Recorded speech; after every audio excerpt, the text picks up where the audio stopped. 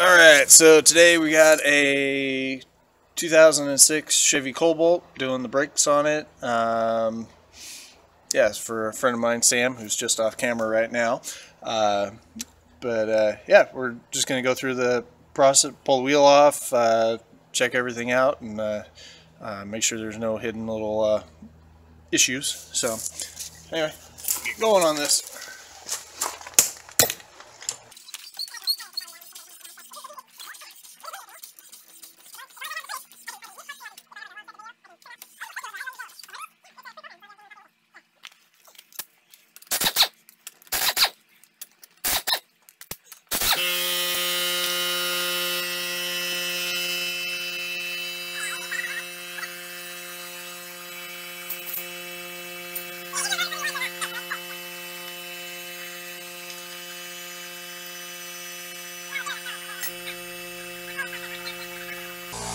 I want to check and see if you're bound up or something. It's like you're not traveling. You got lots of pad on this side, you have no pad on the other. So the easy way to do this is you got to recompress the piston. You take a big ass C-clamp.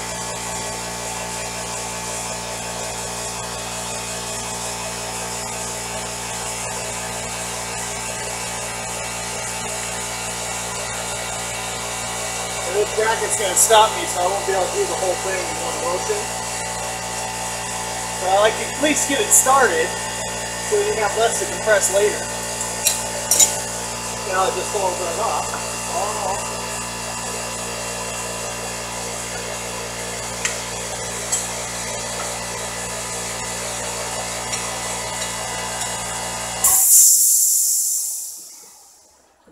And you want to check and make sure all the boot's not all split up on this. Oh, okay. So this boot actually doesn't hold anything.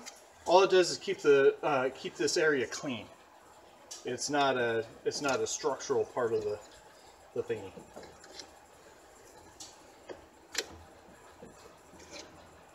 What I'll do is I do one side at a time, because it'll actually travel back further than it needs for normal running. So actually, when you pump the brakes back up again, this will come back out a fair bit. But for clearance reasons, you push it all the way back. But if you do both sides at the same time, you end up where you get too much fluid in your reservoir, and then it pukes out all over the place. And so, but one side at a time, you won't have any issues. Make sure everything's clean in there. Yeah, there's your inside pad. It's supposed to look like that. So is there a reason why it's uneven? We're going to check, see if your sliders are gummed up and clean them.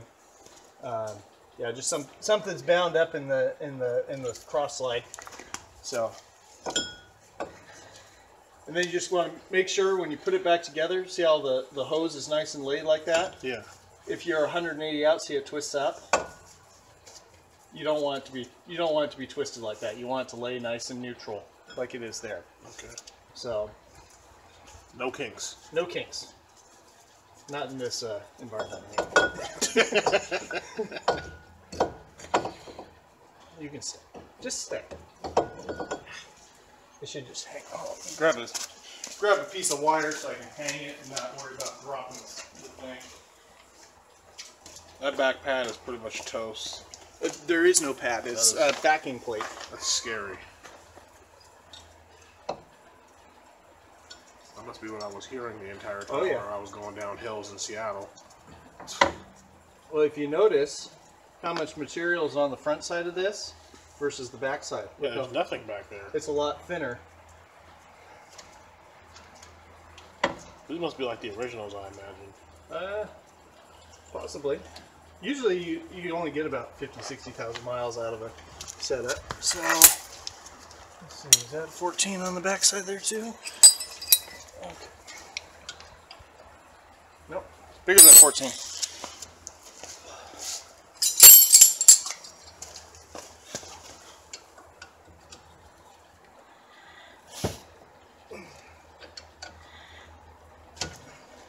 You gotta take this bracket off to get the rotor off.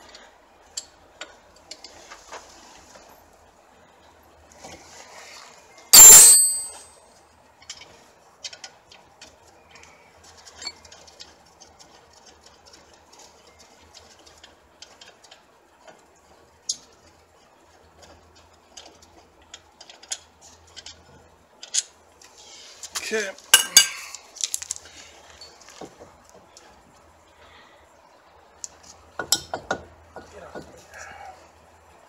Alright, I gotta figure out how to get those stupid little retainers off. Screwdriver! What's the purpose of the retainer? Make sure the rotor doesn't fall off when you have no wheel on it. Oh.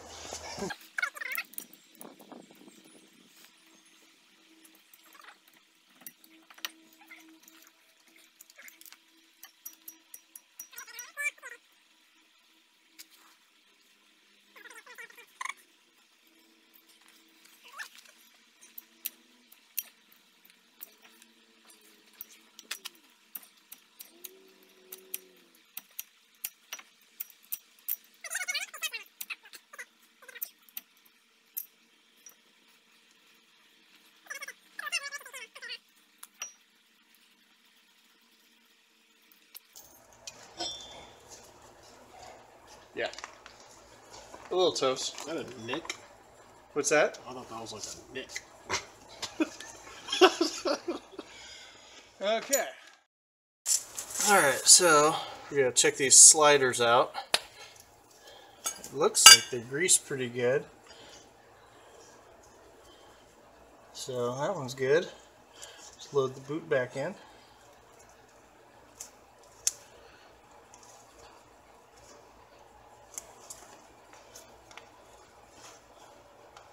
Yeah, gliding real nice.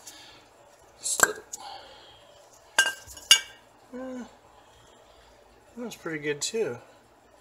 Throw a little fresh grease on that one though, just to make sure it's good and set. Usually this is where you either have one of these guide pins that causes you problems to make it uneven pad wear, or you have something in the actual slider plates there that messes up. But since your pins are nice and lubed, it's got to be something else. It's got to be these metal plates hanging it up. Hopefully they came with the new setup.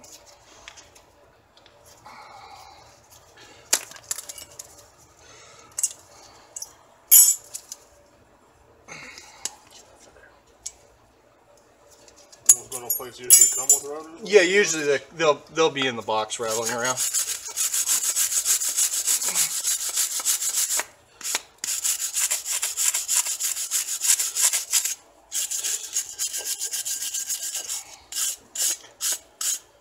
And never wise to breathe this stuff.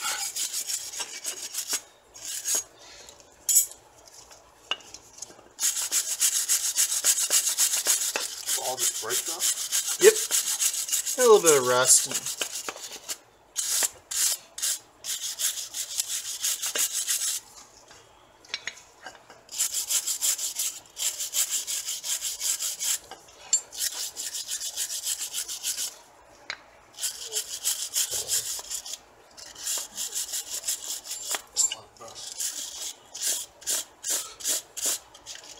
He did have a shredded rotor, so a little extra on this one.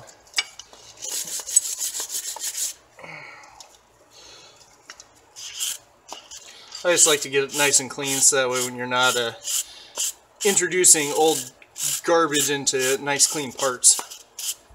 Makes sense. So, not totally necessary. The only thing that's really critical is this slider area. Is the only really critical spot in the whole deal.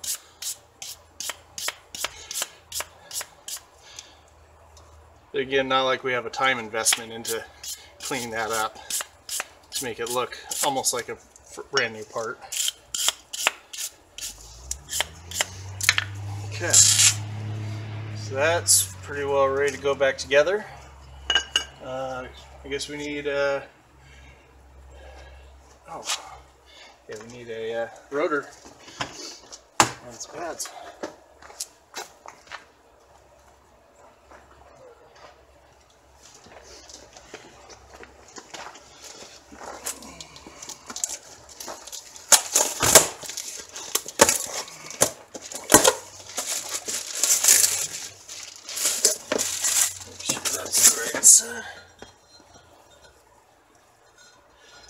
Just verifying that they gave you the right one. Looks like it's the right one. Okay. It's a big difference. Yeah. A lot more material on this one. And the other lovely thing they do is these are packed with a rust inhibitor from the factory. They have the little metal clips in there. Nope, they don't. So we got to use the other ones. That's all right. We can work around that.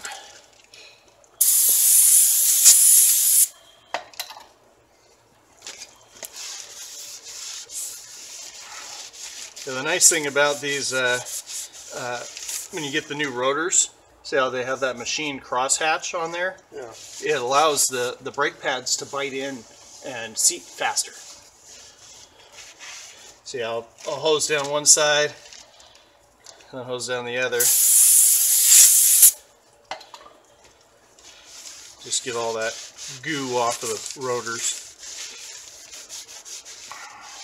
Some guys use like soap and water to clean them. If you don't have, you just gotta make sure you get all the grease off of the rotors.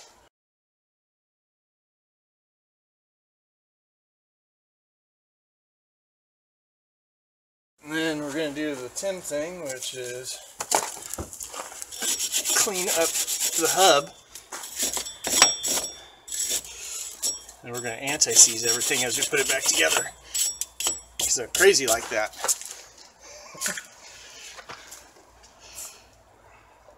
You can buy this stuff in a little tube. But I always like to put a little right around this flange. That's probably way more than I need.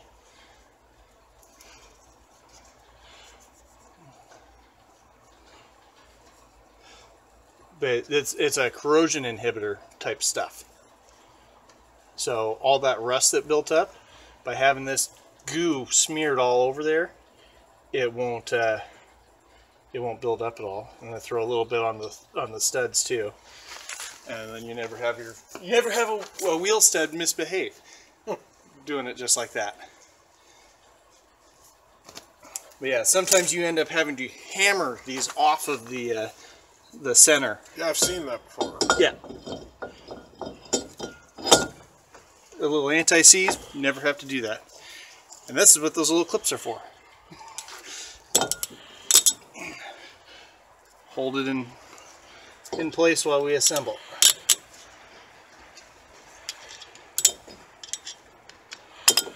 Sure, a deep well socket would probably set them a lot nicer than using a screwdriver.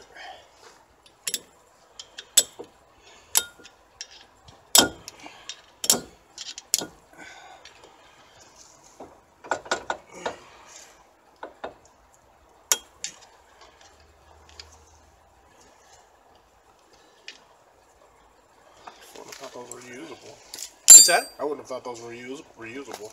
Yeah. Again, you don't even need to use them. They're an extra. Let's see.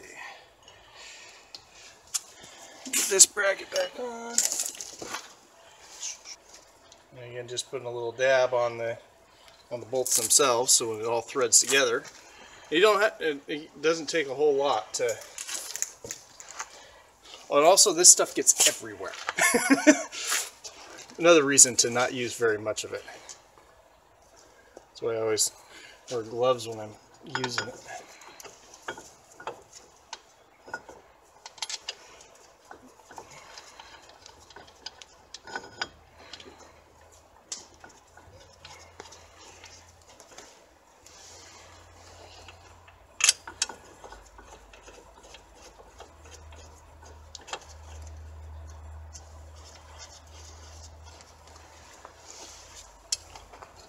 You didn't see any other potential problem while you were under there.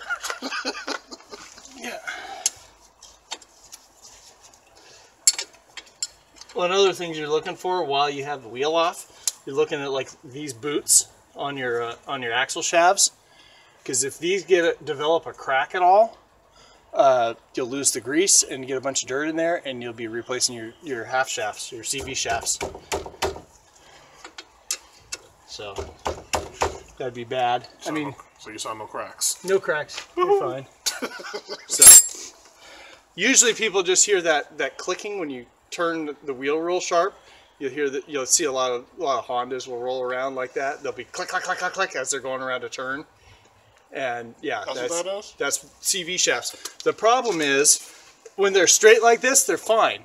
But when you're hearing them clicking, they're actually grabbing and releasing. And you could potentially, if you have one go out, rip your whole front end apart. Because if they bind and lock up, it's all over. So,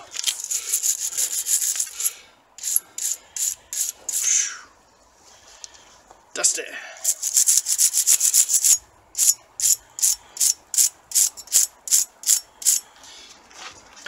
Let me see if I can find a smaller wire brush. Yeah, sometimes when you don't clean everything and you put these plates back down, they won't seat all the way into the bracket, which will then make you bind up and then again make your pads get destroyed because everything's not traveling the way it's supposed to.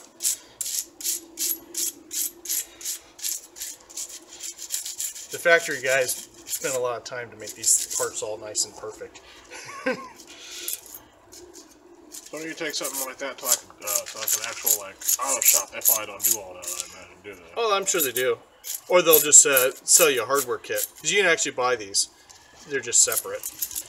Like I said, sometimes they'll put them in with the pad kit. Yeah, that one's got, these got a little scoring on them, so that's probably where some of your binding was. So,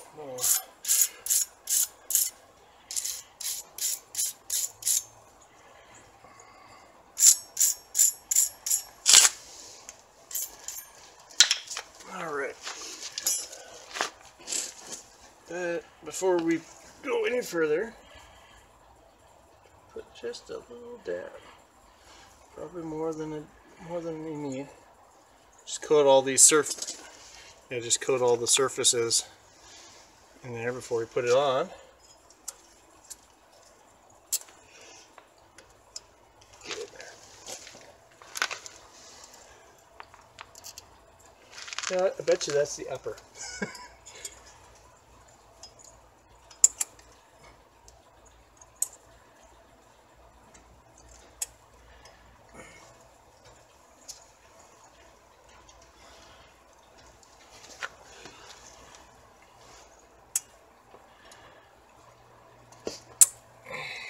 Oh, there it goes.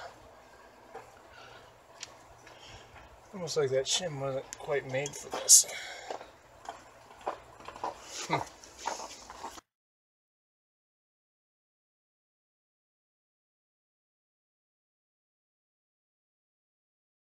Okay, so let's load some pads in there. Where'd the pads go?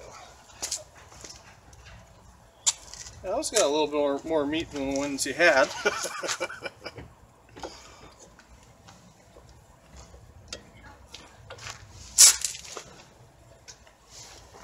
Alright.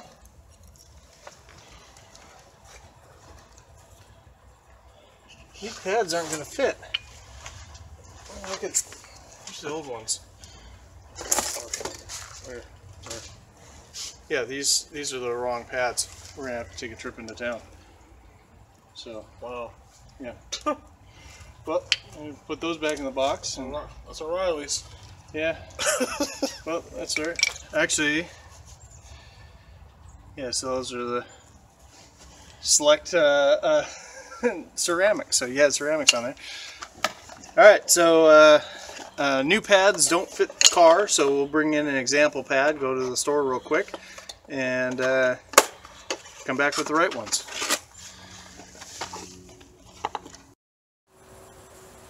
Alright, try that again. So yeah, we're back. Got some different pads for it, so this should work much better now. That they'll actually fit in the housing. Oh, slots right in there, just like it's supposed to. Oops, if I actually get it in the spot.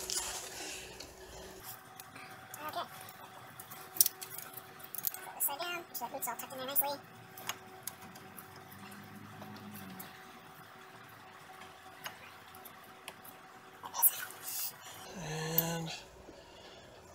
let go because I got to put the anti-seize on the bolts.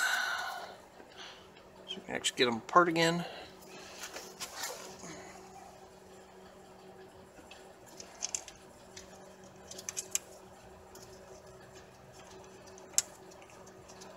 If you notice on these sliders, they're not round on this collar here. They actually have a flat side on there. So you got to make sure the flat side is actually lined up and seated in there nicely. It kind of doesn't fit if it's not lined up good. Oh, okay.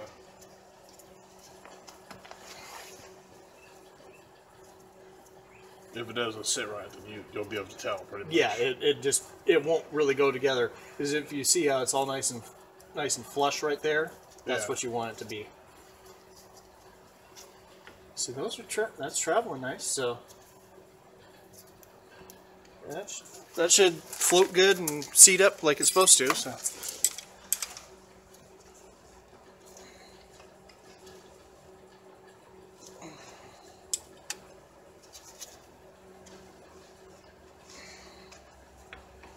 Okay.